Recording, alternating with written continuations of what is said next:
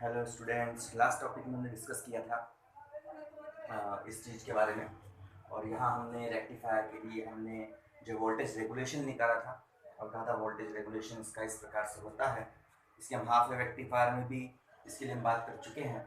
तो यहाँ जो है वोल्टेज रेगुलेशन निकालने के बाद हम जो है नया यहाँ पर टॉपिक पढ़ते हैं, इसी का ही है। और उसकी हम बात करते हैं यहाँ पर जो है आपका peak inverse voltage. What is peak inverse voltage? तो ये पीक इनवर्स वोल्टेज क्या होता है? इनवर्स वोल्टेज क्या होता है? The maximum voltage at diode when it is not conducting, जब वो कंडक्शन की प्रोसेस में नहीं होता।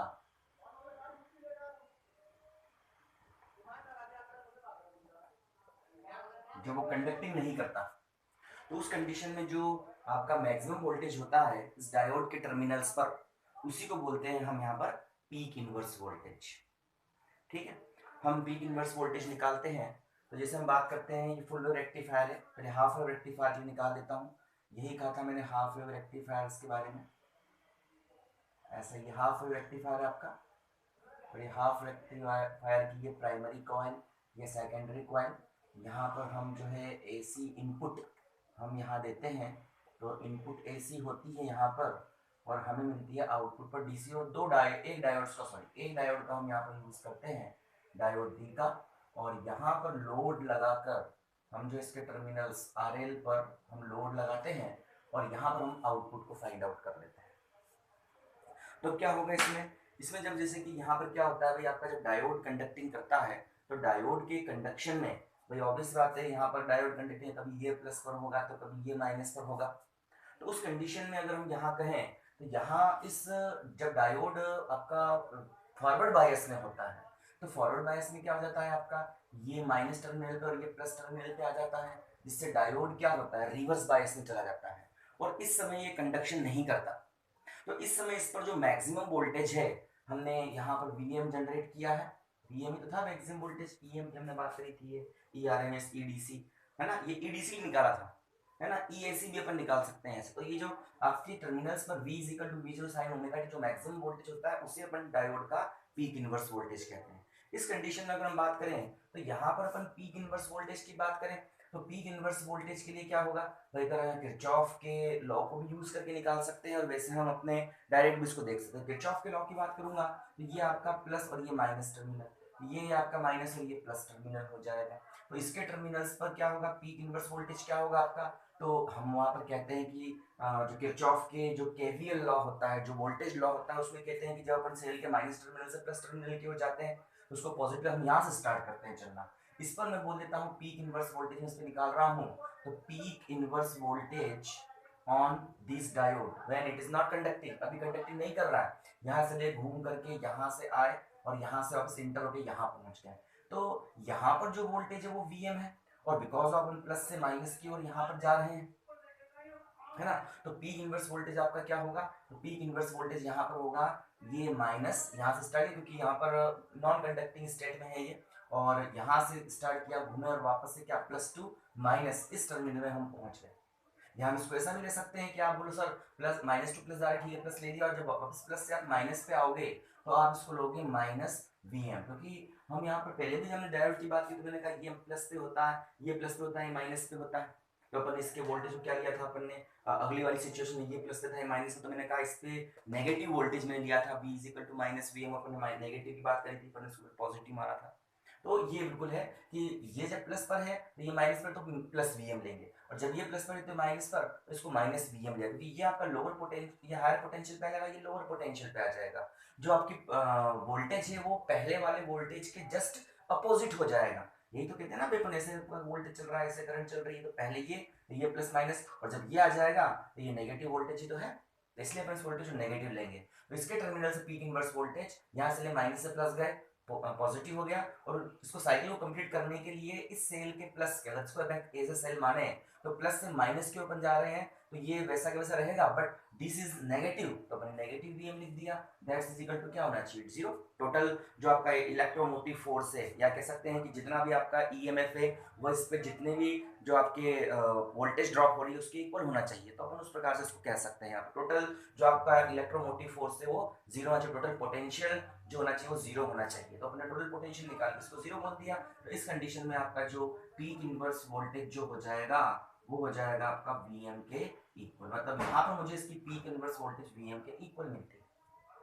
अगर हम इसकी बात करते हैं तो इसमें क्या हो रहा है कि भाई आप इसके इस टर्मिनल को ले रहे हो, नीचे वाले टर्मिनल को, और मतलब जब क्या होता है आपका साइकिल जब चलता है, जब ये अपनी कंप्लीट होती है इस कंडीशन, तो अपन बिल्कुल इसको इस प्रकार से यहाँ पर ले सकते हैं। जैसे कि मैं इस डायग्राम को फिर से बना दूंगा, ठीक है ना, इसी डायग्राम को फिर से ड्रॉ कर रहा हूँ मैं। अब मुझे यहाँ पर क्या चाहिए, देखो यहाँ पर पीक इनवर्स वोल्टेज आएगा, ये हाफ वेव रेक्टिफायर के लिए, तो हाफ वेव रेक्टिफायर के लिए जो पीक इनवर्स वोल्टेज होगा पीआईवी, वो पीआईवी आपका होगा वीएम के इक्वल, जितनी अप्लाइड वोल्टेज होगी उतना ही हो जाएगा।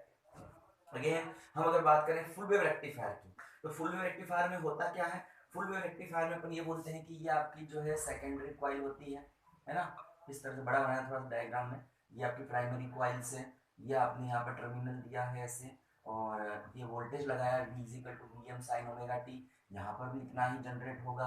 यहाँ हमने डायोड लगा दिया है, ये अपना डायोड है पहला, और यहाँ पे लगाया सेकेंड डायोड, ये लगा दिया आपने नेक्स्ट डायोड, ये डायोड देगा क्या आपका D2, ये डायोड D1 होगा, और ये डायोड क्या हो जाएगा आपका D2 होगा। यहाँ सेंट्रल पर एक पॉइंट लेते हैं, टैपिंग पॉइंट, जहाँ पर अपन क्या लगाते हैं, लोड लगाते हैं, तो ये लोड मैंने यहाँ पर अप्लाई कर दिया ऐसे।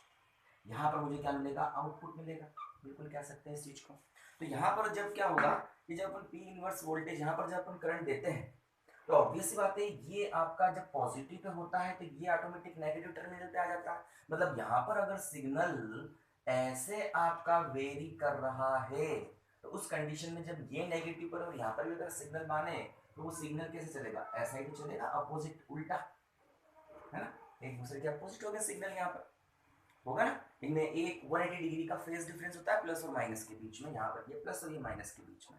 जब ये आपकी प्लस वैल्यू इंक्रीज करेगी यहाँ से, तो इसकी माइनस वैल्यू इंक्रीज करेगी यहाँ से यहाँ तक। यहाँ पर वोल्टेज कितना हो जाएगा आपका माइनस वीएम, वहां पर वोल्टेज कितना होगा प्लस वीएम, ये तो कंडीशन होगी। तो हम यहाँ पर इसके लिए पीक इनवर्स वोल्टेज को निकाल रहे हैं, तो पीक इनवर्स वोल्टेज क्या होगा, तो जब देखो जब ये प्लस पर होगा तो ये डायोड आपका कंडक्शन करेगा, डायोड D1 इस कंडक्टिंग, क्योंकि ये प्लस और ये माइनस पे आके जुड़ जाएगा। जब ये होगा तो ये आपका माइनस और अगला टर्मिनल क्या हो जाएगा, प्लस हो जाएगा। तो हम इसके पीक इनवर्स वोल्टेज की बात करेंगे, क्योंकि डेफिनेशन में कहा है maximum voltage at the diode when it is not conducting, इसका पीक इनवर्स वोल्टेज कितना होगा, हम उसको यहाँ पर वेरीफाई करते हैं। तो यहाँ पर इसका पीक इनवर्स वोल्टेज है, यहाँ से ये पी आई वी मैंने ये निकाल रहा हूँ इसके लिए, ठीक है, यहाँ से निकाला इसको मैंने। फिर से अगर हम केवीएल रूल को अप्लाई करें तो यहाँ से देखो ये आपका रहेगा माइनस वीएम से 0 इन दोनों के बीच में, और ये रहेगा प्लस वीएम से, ये टर्मिनल आपका से उसको नेगेटिव बोल सकते हैं, lower potential, higher potential to lower potential. तो यहाँ से क्या होगा, ये आपका जो है पॉजिटिव टर्मिनल और नेगेटिव टर्मिनल है। यहाँ से जब आप जाओगे तो पीक इनवर्स वोल्टेज कितना होगा, यहाँ से हम चलना स्टार्ट करते हैं, करें स्टार्ट, तो हम चलेंगे ऐसे ऐसे हम चल के जा रहे हैं, और अगर हम इसको एज अ सेल माने, हम इसके ऊपर वोल्टेज निकाल रहे हैं, इस पर हम पोटेंशियल निकाल रहे हैं, अगर इसको हम एज अ सेल माने तो उस कंडीशन में हमें जाना चाहिए माइनस से प्लस की ओर। सेल के अंदर आप पढ़ चुके हैं जो केवीएल में किरचॉफ्स के लॉ में, यहाँ हमारे उल्टा, मतलब प्लस से माइनस की ओर है, तो इसको पीक इनवर्स वोल्टेज में नेगेटिव ले लिया। क्या होता है आपका किरचॉफ्स लॉ कि टोटल जो वोल्टेज होता है वो जीरो के अप्रोक्सीमेट इक्वल होना चाहिए, जीरो के इक्वल होना चाहिए, या ये भी कह सकते हैं कि टोटल इलेक्ट्रोमोटिव फोर्स है वो टोटल पोटेंशियल ड्रॉप जो हो रहा है उसके इक्वल होना चाहिए, दोनों एक ही चीज। तो यहाँ से हम चलना स्टार्ट करें, हम आए ऐसे प्लस से माइनस की ओर गए तो ये नेगेटिव, यहाँ आए और यहाँ से हम गए यहाँ पर, तो हम जो चल रहे हैं तो हम चल रहे हैं ऐसे V मतलब higher potential to lower potential चल रहे हैं, लेकिन ये पोटेंशियल कौन सा है आपका, ये पोटेंशियल आपका माइनस वीएम है, तो ये लिख दूंगा इसको मैं माइनस का वीएम लिख दूंगा इसको मैं, ठीक है, आ रहा है समझ में, ये मैं माइनस वीएम ले लूंगा इसको मैं, या हम इसको ऐसे में कहने बजाय आप ये बोलो चलो यहाँ से अपन जो है इसको अलग अलग टुकड़ों में ले लो, भले आप लोग इसको अलग अलग टुकड़ों पर ले लेते हैं तो भी बात यही होने वाली है। भाई आप चले यहाँ से यहाँ से चले तो यहाँ से, या यहाँ से भी घूम सकते हो, यहाँ से घूम करके पूरा घूम करके अपन ऐसे आएंगे।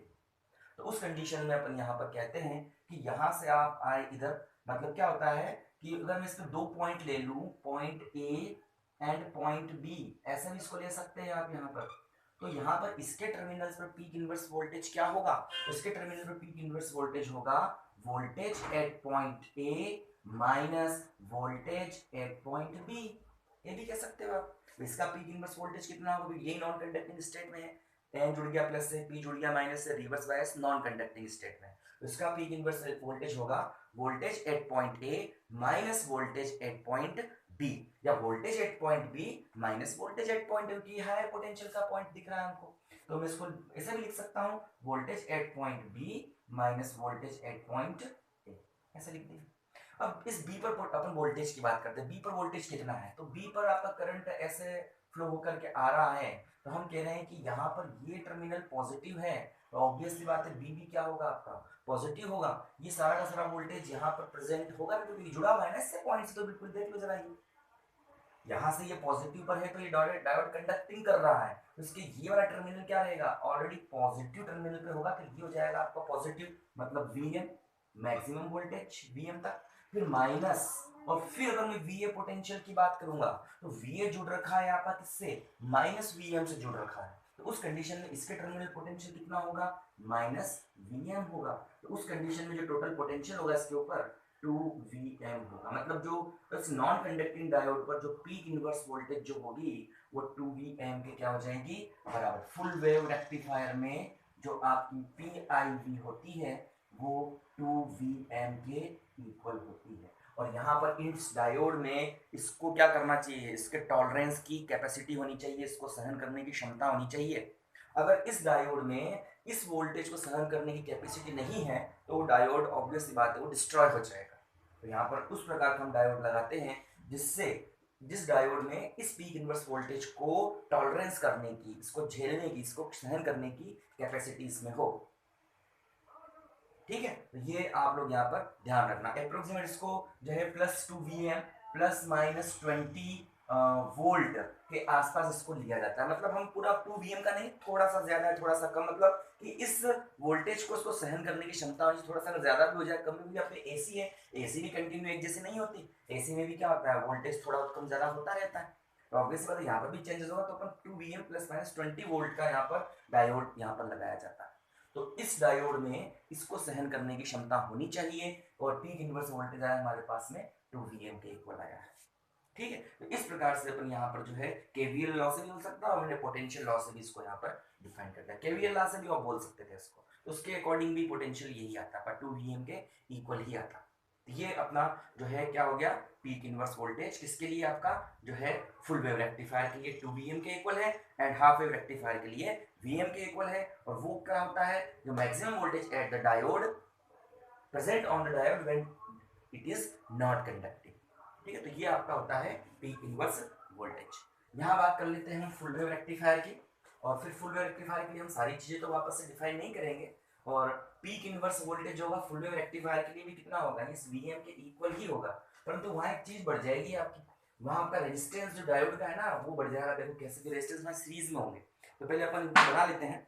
अपन यहाँ पर बात करते हैं अपने जो है इसकी आपके फुल वेव ब्रिज रेक्टिफायर की, तो ब्रिज रेक्टिफायर और है आपके पास में, तो ये ब्रिज रेक्टिफायर क्या होता है, एक्चुअली ये जो है फुल वेव रेक्टिफायर ही है, फुल वेव रेक्टिफायर ही होता है ये, bridge rectifier is a full wave rectifier. ये भी आपके दोनों साइकिल्स को यूज करता है, कौन से, नेगेटिव हाफ साइकिल को और पॉजिटिव हाफ साइकिल को, सारी चीजें इसमें फुल वेव रेक्टिफायर जैसी ही होती है। तो दो तीन चीजें हैं जिसको मैं बता दूंगा अभी थ्योरेटिकली उसको कहते हैं। तो सबसे पहले हमारे पास में ये होती है आपके पास में प्राइमरी कॉइल में बना दी, ठीक है, और यहाँ आपने अप्लाई कर दिया जो है वोल्टेज, एसी वोल्टेज आपने यहाँ अप्लाई किया है, तो एसी वोल्टेज हमने यहाँ अप्लाई कर दिया, ये प्राइमरी कॉइल हो गई।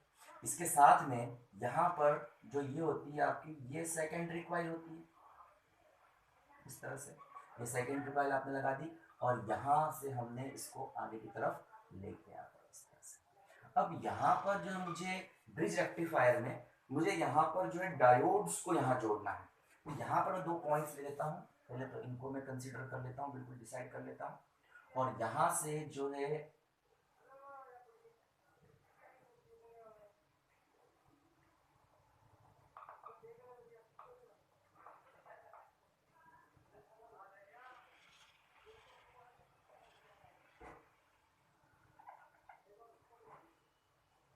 ये यहाँ मैं डायोड जोड़ रहा हूँ इन जगहों पर, और डायोड जोड़ना है मुझे ब्रिज रेक्टिफायर है, क्योंकि ब्रिज इसमें जो आपका लोड डिस्टेंस होता है ना, एज ए ब्रिज की भांति ये लगा हुआ होता है ना। तो यहाँ पर अपन जो है यहाँ डायोड बना दें, तो यहाँ डायोड कुछ इस तरह से लगा हुआ होता है, ये पहला डायोड होता है आपका, यहाँ से ऐसे फर्स्ट डायोड, ये होता है आपका सेकंड डायोड, यहाँ लगा हुआ होता है, ठीक है। यहाँ होता है आपका थर्ड डायोड, कुछ ऐसे लगा हुआ होता है ये, और यहाँ जो होता है आपका ये फोर्थ डायोड होता है, ये कुछ ऐसे लगा। चलो इसको मैं दूसरे कलर से बनाया ताकि आपको क्लियर रहे सारी चीजें। यहाँ पर ये डायोड जो है आपका, ये फोर्थ डायोड है, थर्ड डायोड है सॉरी, ये थर्ड डायोड मैंने लगा दिया यहाँ पर कुछ ऐसे, है ना। और यहाँ लगा दिया मैंने, इसको मैं इसके पैरेलल कर देता हूँ इसको, ताकि समझने में इजीनेस रहे थोड़ी सी। ये डायोड लगा दिया मैंने यहाँ पर ऐसे, ठीक है। और यहाँ पर जो है आपका डायोड ये वाला है, ये डायोड मैंने कुछ इस तरह से यहाँ पर लगाया है ऐसा। ये है आपका ब्रिज रेक्टिफायर, ठीक है। इसको बोलते हैं अपन ब्रिज रेक्टिफायर। इसमें जो आपका लोड रेजिस्टेंस है ना, वो लोड रेजिस्टेंस आपका कुछ ऐसे लगा हुआ होगा इसके अंदर, यहाँ से ये लोड रेजिस्टेंस ऐसे लगा हुआ होता है ऐसे, ये लोड रेजिस्टेंस यहाँ लगा हुआ होता है ऐसे, और यहाँ पर अपन क्या प्राप्त करते हैं, आउटपुट वोल्टेज मुझे यहाँ मिलती है लोड RL, ठीक है। तो इस तरह से मैंने ब्रिज रेक्टिफायर को किया है कंप्लीट। यहाँ पर ये अपना ब्रिज रेक्टिफायर है। अब देखो होता क्या है इसमें, इसमें जब अपन वोल्टेज देते हैं ना, तो वोल्टेज देने पर आपका जैसे यहाँ पर वोल्टेज आप देते हो V equal to VL sine omega t input, तो वो यहाँ पर रिप्रेजेंट हो जाता है। किसी टाइम पर आपका A पॉजिटिव टर्मिनल और जो ये B पॉइंट होता है ये नेगेटिव टर्मिनल पर आ जाता है। जब AC आपका आएगा तो पॉजिटिव हाफ साइकिल में ये आपका पॉजिटिव या नेगेटिव टर्मिनल पर होता है। जब ये पॉजिटिव टर्मिनल पर होता है, इसको नाम दे देता हूं मैं A B C D E, चलो B नाम दे चुका हूं मैं, तो इसको मैं E बोल देता हूं ऐसा, ठीक। तो अब जो है आपका यहाँ पर क्या क्या होगा, जैसे यहाँ पर पॉजिटिव वोल्टेज अप्लाई होगी तो ये आपका जुड़ जाएगा प्लस से, और ये हो जाएगा माइनस, ये पॉजिटिव पोटेंशियल ऊपर पॉइंट, इसका मतलब ये भी पॉजिटिव पोटेंशियल पर होगा और ये भी नेगेटिव पोटेंशियल पर होगा। इसका मतलब ये टर्मिनल जुड़ा हुआ है, ई से ये भी जुड़ रखा है, ये पॉजिटिव और ये नेगेटिव, और ये आपका जुड़ रखा है, ये वाला टर्मिनल किसी जुड़ रखा प्लस से, ये पॉजिटिव और ये नेगेटिव, ऐसी कंडीशंस के होना चाहिए। इसका मतलब कि यहाँ पर आपका जो दो डायोड है, इसको नाम दे देता हूं मैं, ये डायोड D1 है, ये डायोड D2 है, ये डायोड D3 है, and this is diode D4, ये वाला डायोड। तो ये जो क्या होगा कि ये दोनों डायोड तो आपके diode D1 and D2, this becomes in forward bias, forward bias में हो जाएंगे, फॉरवर्ड बायस में हो जाएंगे, ठीक है। और जो आपका D2 sorry D3 and D4, देखो प्लस से जुड़ रखे हैं दोनों के एंड, तो ये हो जाएंगे आपके D3 एंड D4, ये रिवर्स बायस में हो जाएंगे, रिवर्स बायस में।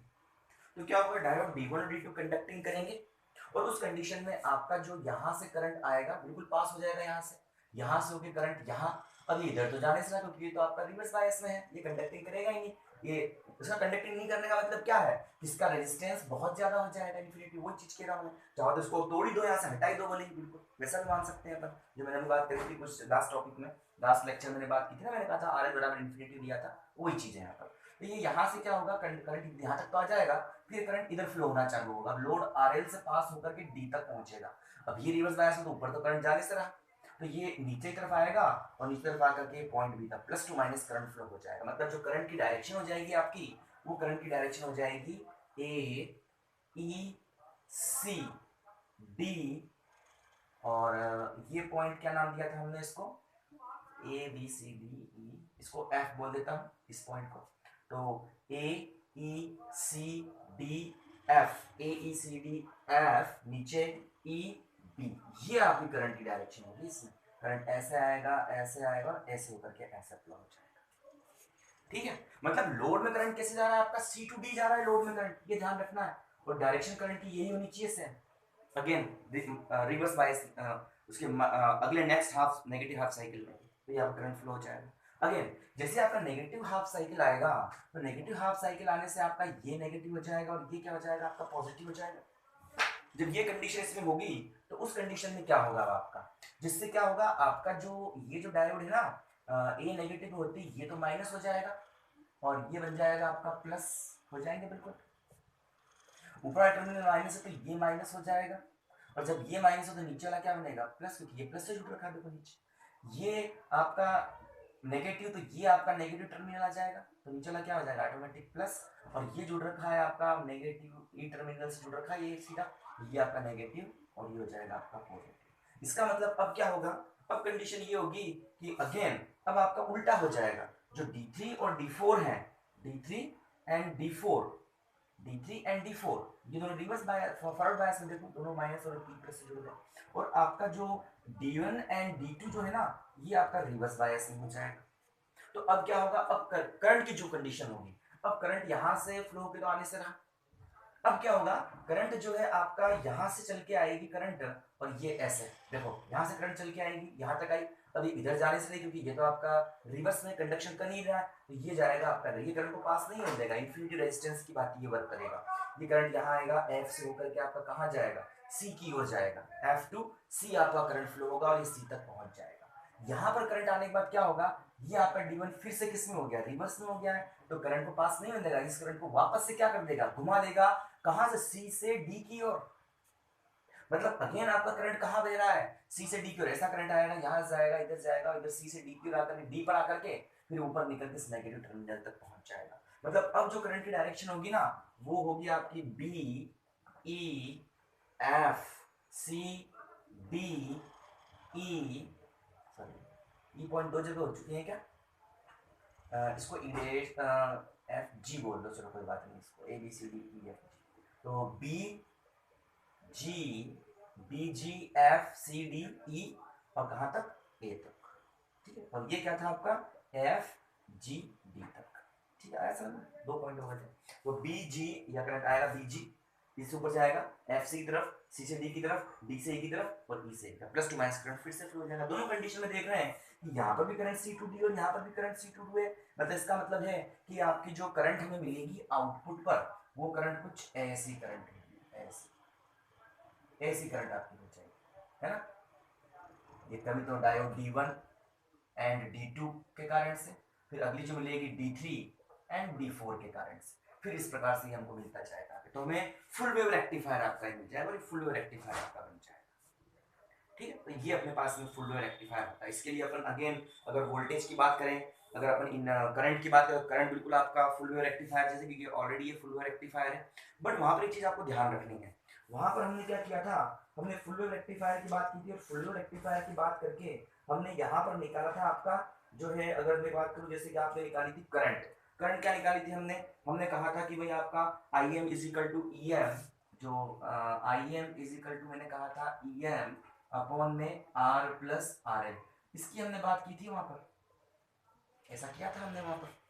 बट यहाँ पर क्या हो रहा है, वहां पर मैंने कहा था आर इज इक्वल टू क्या था आपका, आर इज इक्वल टू था जो आपका इस सेकेंडरी कॉइल का रेजिस्टेंस प्लस डायोड का फॉरवर्ड बायस में रेजिस्टेंस, इसकी हमने बात की थी उन दोनों में। लेकिन यहाँ क्या हो रहा है, यहाँ पर जो आरएफ है ना, ये सिंगल आरएफ नहीं है, ये 2 आरएफ है।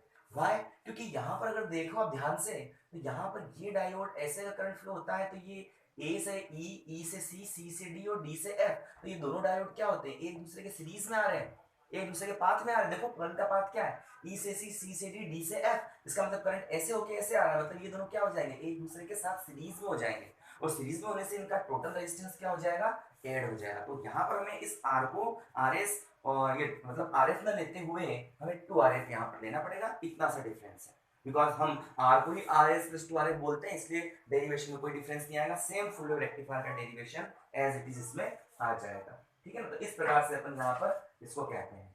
यहाँ पर जो है कमी क्या आ रही है इस दृष्टिकारी की, इस रेक्टिफायर की कमी क्या है?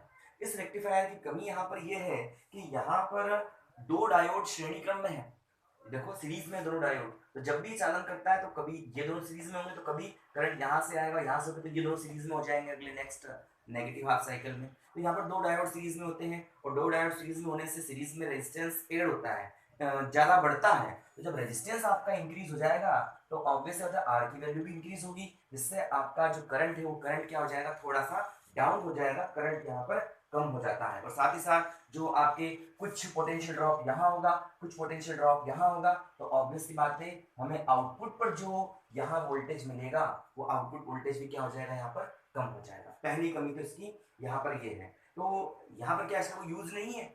इसका बिल्कुल यूज है। इसका हम यूज करते हैं जो है दृष्टकारी प्रकार के वोल्टमीटर या अमीटर में। हम जब भी वोल्टमीटर से वोल्टेज का मापन करते हैं या अमीटर से करंट को मेजर करते हैं, तब हम उसके साथ में क्या लगाते हैं, एक ब्रिज रेक्टिफायर साथ में अटैच कर दिया जाता है ना। और ब्रिज रेक्टिफायर अटैच करके हम उसी अमीटर, देखो एमीटर का काम क्या होता है, अमीटर भी डीसी को मेजर करता है, वोल्ट मीटर भी आपका डीसी को मेजर करता है, ये एसी को मेजर नहीं कर सकता, क्योंकि एसी क्या चलती है आपकी, एसी कुछ ऐसे चलती है पॉजिटिव नेगेटिव हाफ साइकिल में, तो इसका जो आपका कांटा रहेगा जो घूमता रहेगा, तो अपन मेजर नहीं कर पाएंगे एसी को इसकी हेल्प से। बट इसके साथ में अगर हम एक ब्रिज रेक्टिफायर को अटैच कर दें तो हम क्या कर सकते हैं, इजीली हम इस एसी को भी मेजर कर सकते हैं। मतलब कि एसी टाइप के जो आपके एमीटर एंड वोल्टमीटर होते हैं, एसी के मेजरमेंट के लिए जो एमीटर एंड वोल्टमीटर होते हैं, उनके साथ में अपन ब्रिज रेक्टिफायर को यूज करते हैं। अगर ब्रिज रेक्टिफायर के साथ एमीटर वोल्टमीटर जो डीसी को मेजर करते हैं,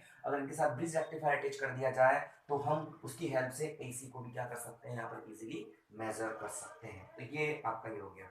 इसका लाभ क्या है? लाभ इसका ये है कि इसमें पूर्ण दृष्टिकारी की तरह निष्कासित ट्रांसफार्मर की हमें आवश्यकता नहीं है।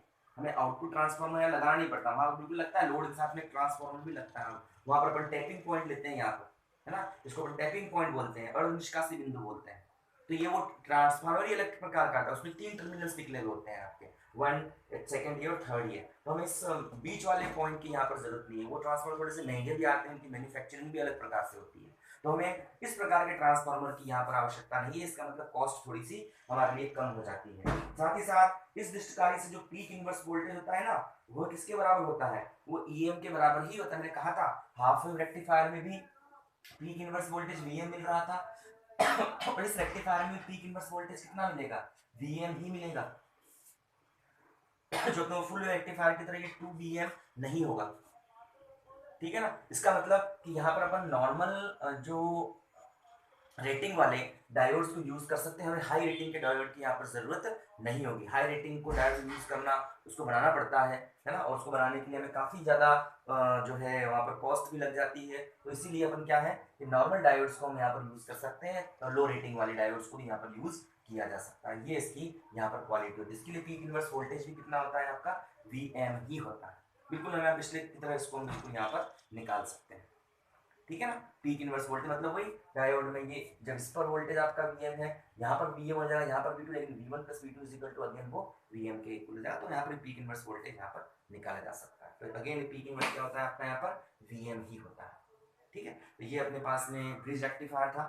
ब्रिज रेक्टिफायर के बारे में आपको मैंने यहाँ बता दिया है। बाकी जो इसके बारे में अगली जो हम नेक्स्ट टॉपिक में इसको जो है आगे डिस्कस करेंगे। अब हम यहाँ पर देख रहे हैं कि जो अपने को मिल रही है ना ये करंट अपने पास में सिंपल करंट नहीं है।